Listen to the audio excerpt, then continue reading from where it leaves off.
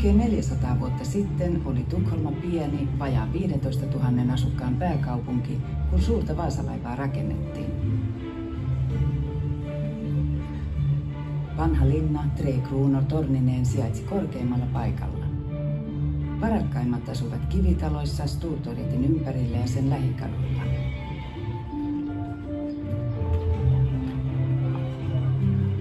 Mutta monet olivat köyhiä ja saivat tyytyä yksinkertaisiin puutaloihin ympäri kaupunkia. Tukholmassa oli suuri satama ja alukset seisoivat laitureissa vieri vieressä. Monta sataa pursimiestä odotti laivaan pääsyä ja purjehdusta Puolan ja Saksan rannikolle, sillä kuningas Kustaa II Adolf yritti ottaa ohjat käsiinsä Itämerellä.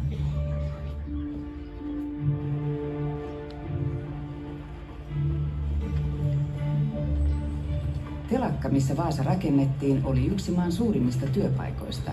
Siellä oli 400 työntekijää ja sitä vuokrasi 2 hollantilaista laivanrakentajaa, Henrik Hubertsson ja hänen veljensä Arend de Groot.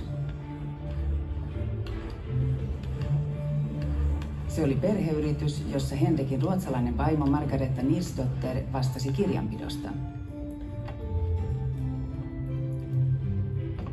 Naisten asema tuli yhä tärkeämmäksi nyt, kun miehet olivat sodassa. Jotkut heistä valoivat kynttilöitä aluksien kaikkiin lyhtyihin.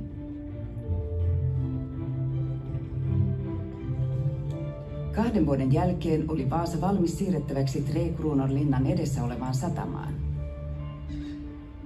Se oli yksi Euroopan raskaimmin aseistetuista aluksista.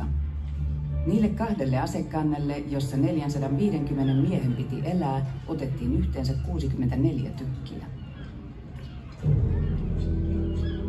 Sunnuntaina 10. elokuuta 1628 purjehti Vaasa neitsyt matkalleen.